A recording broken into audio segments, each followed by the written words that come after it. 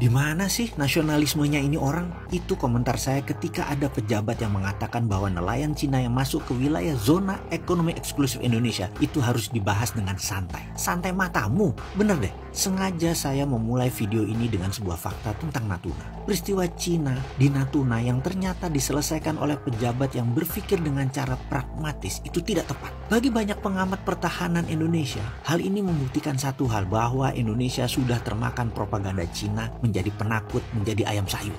Fakta lain yang mau saya berikan lagi adalah ketika Ibu Susi, mantan menteri yang saya beri julukan Menteri Spesialis Penegakan Kedaulatan Maritim dan Perikanan ini melakukan aksinya menenggelamkan kapal pencuri ikan, dia menegakkan kedaulatan dengan cara menenggelamkan banyak kapal Cina yang maling-maling tadi. Dan apa yang terjadi pada saat itu? Cina diam aja tuh. Oh lupa, ternyata nggak diam juga. Buktinya Bu Susi nggak kepake ya sekarang. Oke, kita lanjut. Bener deh, menurut saya Ibu Susi ini lebih NKRI dari Angkatan Laut Indonesia selama ini, dan itu fakta. Beliau lebih NKRI dari Menkosaurus yang mengurusi investasi Cina. Ibu Susi menenggelamkan lebih 200 kapal pencuri ikan di lautan Indonesia. Bahkan di Natuna yang 80%-nya dicuri bisa berdaulat lagi zaman Bu Susi menjabat. Efeknya kapal nelayan Indonesia kalau menangkap ikan di Natuna bisa panen raya terus. Ada fakta lain lagi. Bu Susi pernah mendapatkan pujian dari banyak negara karena tidak ada satupun angkatan laut di dunia ini yang pernah dan berani menenggelamkan kapal Cina lebih dari 100 buah, dan Bu Susi sudah melakukannya. Itu dulu. Kalau sekarang Coast Guard Cina kawal nelayan Cina yang katanya mengejar ikan Cina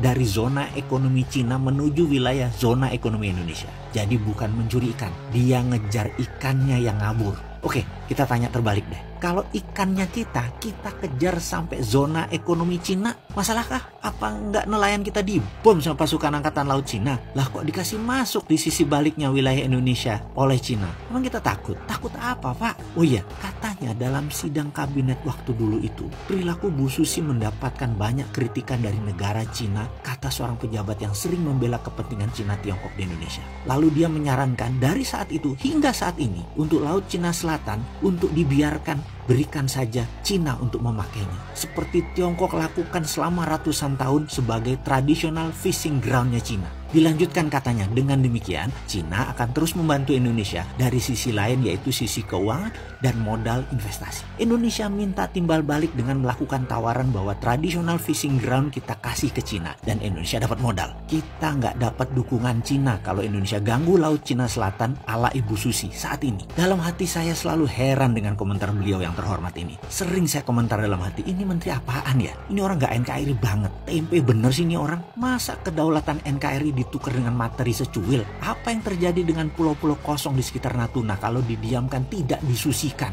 Yang sebentar lagi isinya nelayan Cina, lalu jadi Spratly jilid 2. Lalu lepas seperti si Padan dan Ligitan. Ngasih Cina traditional fishing ground, langkai dulu mayat pejuang NKRI, Bung. Begini Komandan, di sekitar Natuna ribuan tahun juga sudah jadi traditional fishing ground bangsa Indonesia. Geblek aja dikasih Cina. Cina kasih duit memang selesai masalah. Duit Cina harus dibalikin kan? Sementara Natunanya hilang. Oke, sekali lagi, saya ini bukan pengkritik tanpa solusi. Saya minta video ini berkenan untuk diviralkan. Kita selesaikan once and for all masalah Cina, Natuna, dan Laut Cina Selatan. Mulai sekarang di seluruh buku pelajaran nasional, ganti nama Laut Cina Selatan menjadi Laut Natuna Utara. Itu traditional fishing groundnya bangsa Indonesia. Saya minta Menteri Luar Negeri melobi PBB, melobi Mahkamah Internasional bahwa kami bangsa Indonesia dengan ini menyatakan wilayah utara kami bernama Laut Natuna Utara. Ini adalah branding yang mencabut akar masalah dengan pemahaman Laut Cina Selatan punya Cina. Nanti dulu, di sisi utara Indonesia ini brand baru nasional.